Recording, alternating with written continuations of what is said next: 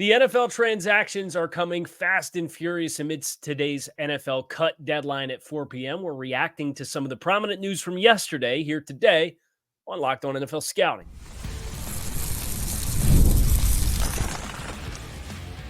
You are Locked On NFL Scouting with the Draft Dudes, your daily podcast for NFL and college football scouting. Part of the Locked On Podcast Network, your team every day. What's better than this? It's guys being dudes here on the Locked On NFL Scouting Podcast. We're the Draft Dudes. I'm Joe Marino from Locked On Bills. He's Kyle Krabs from Locked On Dolphins. And we are your NFL experts here with you daily to talk team building across the league on the Locked On NFL Scouting Podcast with the Draft Dudes, part of the Locked On Podcast Network, your team every day. Want to issue a big thank you, shout out, and welcome to our everydayers. Those of you who never miss a single episode, we appreciate y'all being here very, very much. Today's episode is brought to you by FanDuel. Now through September 22nd, all FanDuel customers can bet $5 and get a 3-week free trial of NFL Sunday Ticket from YouTube and YouTube TV. Just visit FanDuel.com/lockedon to get started. I am totally throwing you into the bus on social media for our snafu that we just had. Yeah. Joe's the cold open guy on the program. Joe Usually likes to set the tone, get into the flow of the program. It is probably something that we need to put under the microscope as we self-scout because you do the post-intro open as well. Yeah. So I sit here and mouth the words because I haven't memorized how you lead everybody into the show. You talk for the first 2 minutes, right? Yeah. So I did the open today because we were like, we're in this weird limbo. We're waiting for news, but news has happened. We don't want to react to news, and then bigger news comes out. I was like, oh, let's just tackle these headlines from yesterday, and then as the cuts happen. And just like, how do I do an open here? I said, I'll do the open. We'll do it live. We'll Bill O'Reilly it. And I did the open, and the music video played. Joe comes out and says, what's up, Bills Mafia? So everybody knows the story now. And here we are. What are you drinking there? What is that? Oh, little Gatorade fit here. Oh, you got to stay hydrated here on the program. Yeah, We got to do a lot of talking. Yep. With all these NFL transactions that are coming our way over the next, 24, 36 hours. Kyle, we have a lot to get to NFL-wise, but I have a question. I've been doing some purging of items, kind of decluttering the house a little bit. Okay. I'm stuck on something. And this is going to come as a surprise to people, but I've got about, I would guess, at least 300 DVDs and Blu-rays sitting in boxes. What are people doing with these? Are we just getting rid of them? Is there any purpose in maintaining these anymore? You got some? What are you doing with them? So I had recently done the same thing. Okay. We cleaned out our garage, which had boxes from when we moved. And one of those boxes had a whole crate load of Xbox 360 games, but not the good ones. Yeah. It had a bunch of old movies with DVDs, and I put it in the pile for the junk guys to come pick up. And they were moving the stuff out of the driveway, putting it in the back of their truck. And I hear all this commotion out here, this hooting and hollering. And I go out and look, and they're going through the box and they're getting all excited about the movies. And so I open my window, I'm like, hey, if you guys want those, help yourself. They took the whole crate. Wow. I'm like, I can't imagine because everything is so digitized. And I know that gets, especially in the gaming community, that gets a little controversial because the game developers will shut off your game, even though you bought it and you don't have a hard copy to keep playing it. But for movies, you can find them just about anywhere. So it's a good question. But I had to laugh because that recently just happened where these guys were geeked to find this box of DVDs. I'm like, take them. I don't care. Well, it's I just don't want to. I don't want to. In 20 years, am I going to wish I had that copy of What About Bob? You know what I mean? Am I going to? Oddly specific movie choice.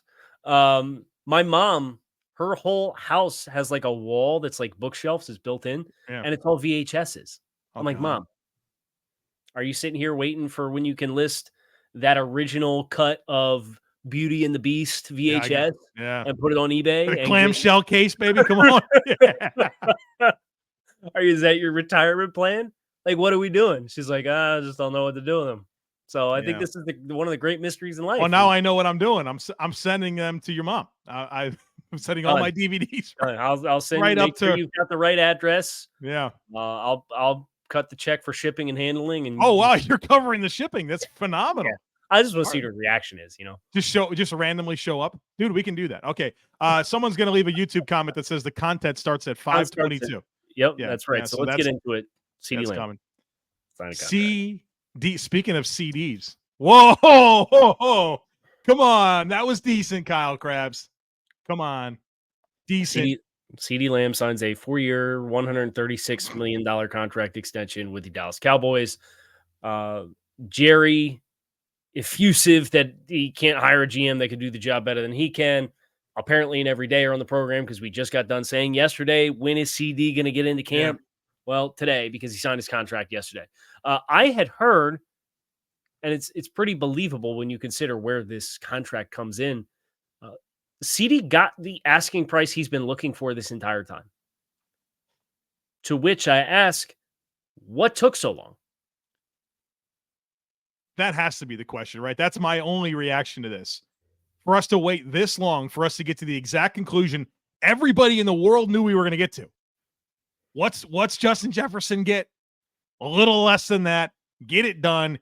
Get your offense ready for the 2024 season. You got problems as a football team. Let's get it ironed out. Let's have one of our best players on our team available to get ready for the season. What was it? Why? And look, there has to be some.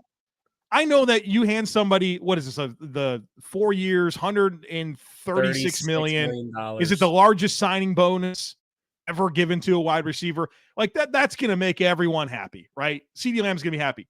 But there's got to be some level of like weirdness that would exist. Like, hey, you didn't practice for this long. We sat here and fined you every day. Now here you go. Like at the end of the rainbow, everyone gets a nice pot of gold. But like, that seems weird to me. Yeah. Is it the right messaging? Like, take care of your best players. And their argument is going to be, well, we did. And you see volatile, like how ugly was the Lamar Jackson stuff in Baltimore before? It's a good call. Before they figured that contract out, like had requested for a trade on the franchise tag and this and that. And then he goes out and has another MVP caliber season. And the Baltimore Ravens win a lot of football games. So I feel like part of that is understandable because it's business. But the part that I struggle with is if you're Dallas and you gave CD what he's asked for this whole time, what did you string it? Why did this take so long? How did you get to the point where you're trying to impress your leverage on the situation? And then at the end of it, it's like, oh, you were asking for how much? Yeah, done. There you go. CD got his wins, unless this was a matter of CD and his camp wanting to press this out as long as possible to maximize his value, which, if that's the case, okay. But you never really got the impression that their party wasn't ready to get something done. Sometimes agents want to, full court press you, put you in the pressure cooker, really make you feel it as much as they can to maximize the contract. I think everybody kind of understood where CD's market was. Right. This wasn't complicated. And dude, if you'd have done it earlier, you could have given CD the PR win of being the highest paid wide receiver. Right. Because once upon a time, 34 would have been the highest number. Yeah. And we got Jamar Chase to figure out. We got Brandon Ayuk to figure out, but at least we can cross off CD from the list. What's your gut? We got a minute. What's your gut? Ayuk. For Jamar? Oh, Ayuk. Ayuk comes in at 33, and Jamar is a copy paste, but he gets $40 million in the signing bonus. So now he gets the greatest signing bonus ever for a wide receiver. You don't think Jamar Chase is going to get over Justin Jefferson? No. You don't think so? You do? Are you going on record here? I think he does. Wow. From the Bengals? From the Bengals. You can put me down. And the way that they will be able to digest it is he has 2 years left on his rookie deal. Ooh. Okay. So they have a longer distance and duration to stretch it out. If it was Hayes going into the last year of his deal, I think it would be less likely that he gets it. But I think with that, a larger runway with an extra year of player control, I think that he will end up getting, whether it's 35.01 or it's 36. I think he gets up over Justin Jefferson. That's a fun little wager we have going on here. There you go. All right, fun things to talk about on the other side of it, kind of. Be sure to stick with us. You've heard us talk a lot about FanDuel, America's #1 sportsbook. Well, we got a little something different for you now through September 22nd. All FanDuel customers can bet $5 and get a 3-week free trial of NFL Sunday Ticket from YouTube and YouTube TV. Then with a YouTube TV base plan, you'll always be able to watch every regular season Sunday afternoon out-of-market game. All you need is a Google account and the current form of payment. You can cancel at any time. Just visit FanDuel.com/lockedon to download America's #1 sportsbook.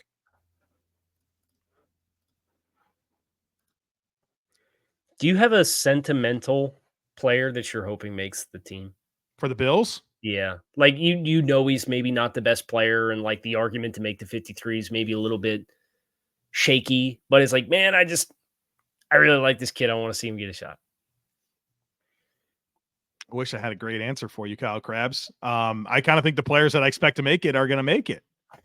I know that's so boring. I hate that. Do you have an answer? I feel like you asked that because you have an answer. Well, I just saw Barry Jackson, Miami Herald, is in the midst of his Super Bowl because he's announcing these player cuts as he gets them, right? So it's obviously a big day for journalists who have those connections to be able to make all this kinds of reporting. Isaiah Mack was cut. And Isaiah Mack, bowling ball little player with some nice hustle and athleticism, and doesn't anchor at the point of attack that you like that he would. But anytime you get, and you know, I'm an irrationally avid fan of nose tackles, right? Yeah. Anytime you get these guys that look like bowling balls that are making tackles outside the numbers and can show a little bit of power, it's like, man, like it's just a fun player, right? Yeah. And I think those types of players for me, between their body type and the effort that they're able to put out, like Michael Pierce is the hallmark, top shelf, A1 level of version of this kind of player, right? Yeah. Yeah. He's kind of in that light. He didn't make it. You knew he really wasn't going to make it because the numbers just didn't make sense. But it's like, hope we're on the practice squad because you're a fun player. The players that I think I've been rooting for are Tylen Grable, offensive tackle out of UCF, and cornerback Daquan Hardy from Penn State. I'd be stunned if they didn't make the team. So, what about the rugby guy or the wrestling guy? Oh, no chance, brother. No, Gable Steveson. You're not rooting for him? No, I'm rooting for the good players. I appreciate Gable Stevenson's effort, but like you can only watch a little defensive tackle peek into the backfield and get ridden out of his gap so many times before you realize he can't play, right? Eyes to the sky and off he goes, right? Yeah, like, the rugby player, brother, they didn't even play him in the preseason. And I can tell you for a fact that's because they don't think the offense can function with a guy like that on the team. So yeah, those guys were fun stories, but yeah, they can enjoy this year on the practice squad. We'll see where you're at in 2025. All right, so let's get into this rule that we'll bring it back to South Florida. I think the South Florida beat was the first ones to really get on this, and it's caught on like wildfire. Wonder why, Kyle Krabs?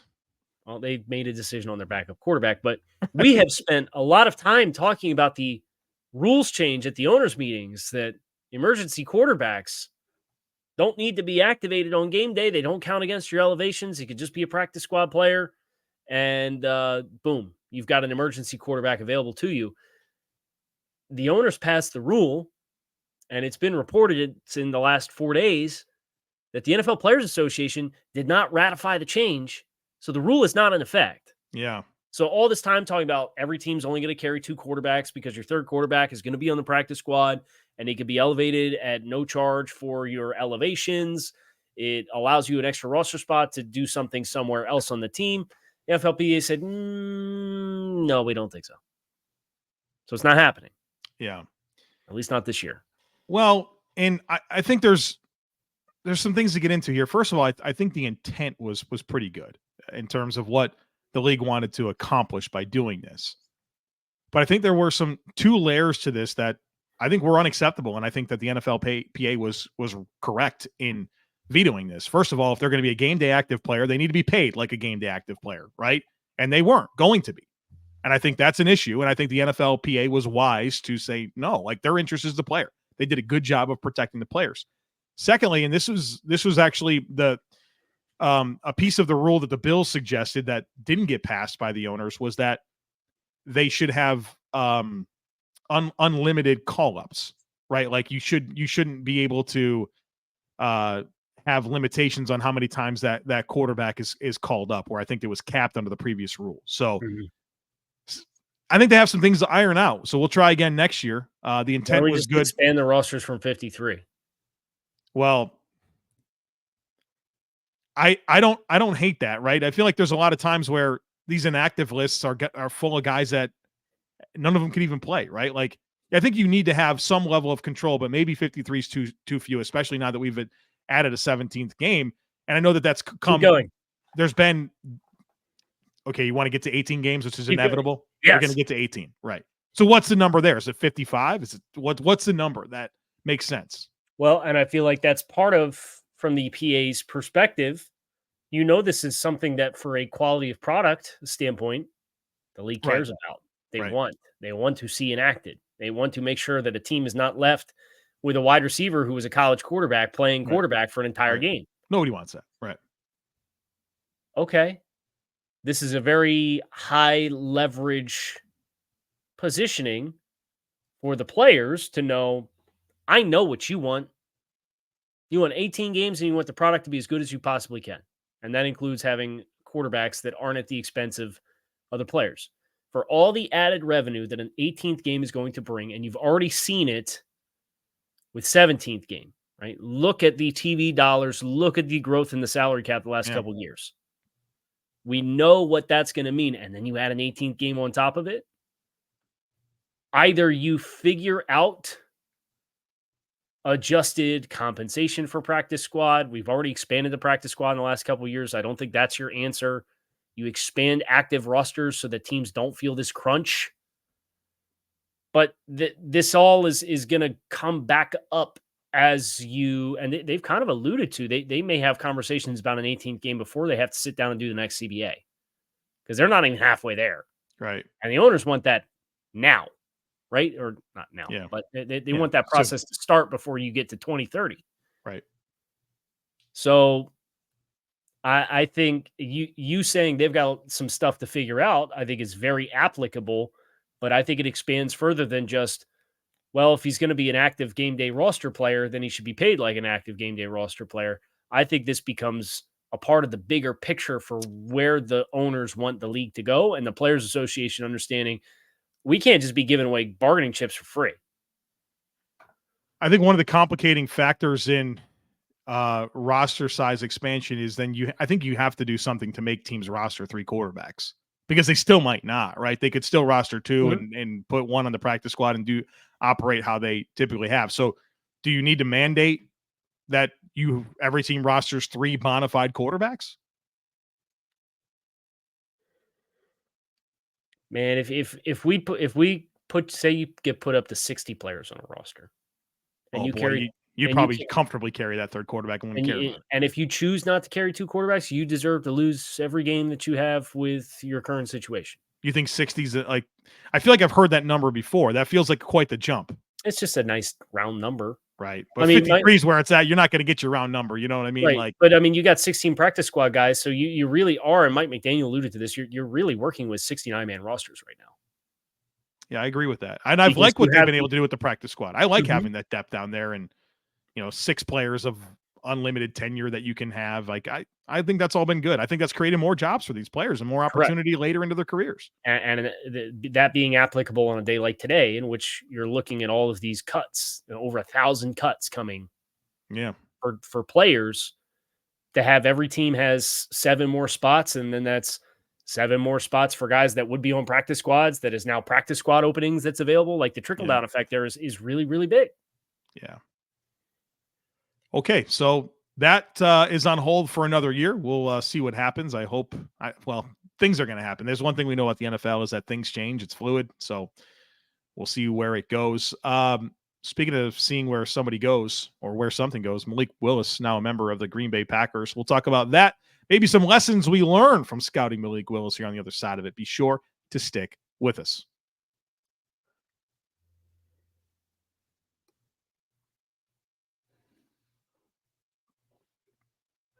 So Malik Willis gets moved after being a third-round pick for the Titans, entering into year 3 for a future 7th-round draft choice, I believe. 2025 7. Yeah, they gave him 2025 away. 7th-round pick.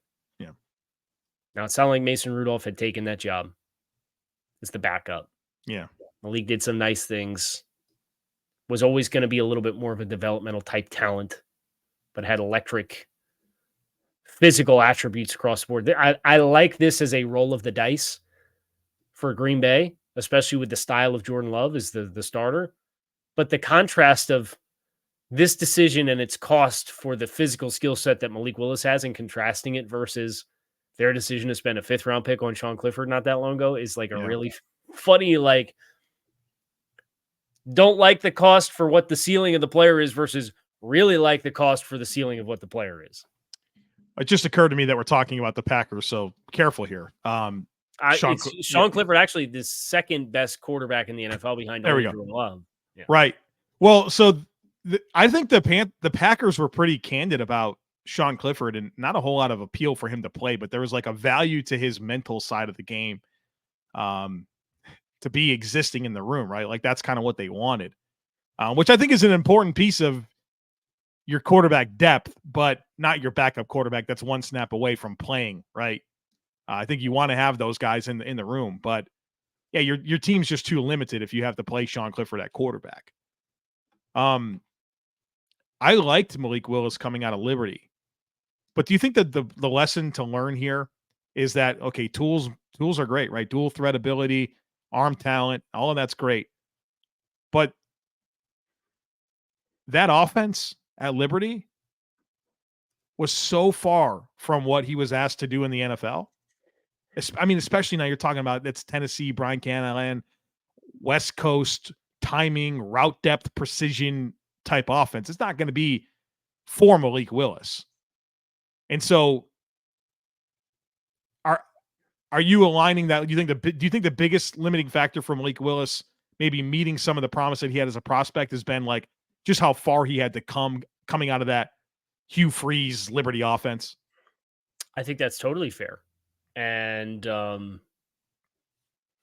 nice thing for Malik is with the physical ability that he has, he's going to get a lot of opportunities, right? You think about some of these guys that Josh Johnson, right?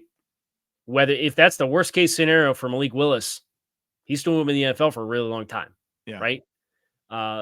There's obviously more upside. And I think with a player like Malik, you do acknowledge that you need time on task, growth, players develop at different rates because of how far Malik had to go. I think the more that he gets a chance to pollinate in different schemes and gets exposures to different things, it'll be beneficial for him. And you never know when a player might click. Yeah. Right. And I think that's where you expand this to players that have very different backgrounds, including players that went first overall and don't have the physical skills like Malik Willis have. Think about Jared Goff. Think about Dak Prescott. These are all very different stylistic types of players, but for one reason or another, they've been given an opportunity to mature within the league and grow within the league, and they get more time on task and they become more developed players. Like Jared Goff, we largely consider to be a top 10 quarterback now, and 3 years ago, he's a punching bag. Yeah. Dak Prescott came in and he was right-handed Tim Tebow playing for Dan Mullen. He's probably going to get $60 million a season. Was second in the MVP voting last year. I'm not saying that's what Malik Willis is going to be destined for, but I think when you consider what you're talking about with what the starting point was, and now his ability to kind of get across the league and get a part of different coaching, and now he's going to go work with Matt Lafleur in Green Bay and get exposed to Jordan Love. I think that will be really critical for Malik to continue to grow as a player and put himself in position to be on NFL rosters for a very long time. Right. Do you think, obviously, I don't think the Packers would make this move. They must have some level of intent to roster him. I wonder if they get, I wonder if they get creative with like packages potentially for a Malik Willis to be able to come in, because it's hard to imagine him being able to pick it up that quickly and be the relied upon QB2. But how do they get value out of the player? I think I'm interested to find out what an amazing coach like Matt Lafleur can get done with him. Yeah, and look, 2 years of player control, right? So It's it nice. might be Yeah. a little bit more of a long-term play thing Yeah, too at the sure. cost. I mean, this is the team that spent a first-round pick on their starter 4 years in advance. Right. Yeah. Good point. So if the cost is a 7, you can sneeze on draft night and get a 7. Yeah. Very call. easily replaceable cost. So I think that's as I think about this decision for Green Bay and the situation for Malik, that's kind of where my mind goes is okay, they're being proactive. And I think good teams in many cases are proactive. Right. So Right. it's a good place to be. Anything else before we hop out of here? Head on a swivel, boys and girls. Big day. A lot of news. It's going to come, and you Don't get duped. Yeah. Make sure you're verifying your accounts before you tag us in anything or send it to your friends or put it in your text chats or whatever. Verify your accounts.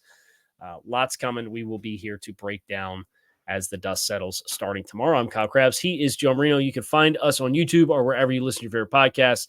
Make it a great rest of your day. We're out of here.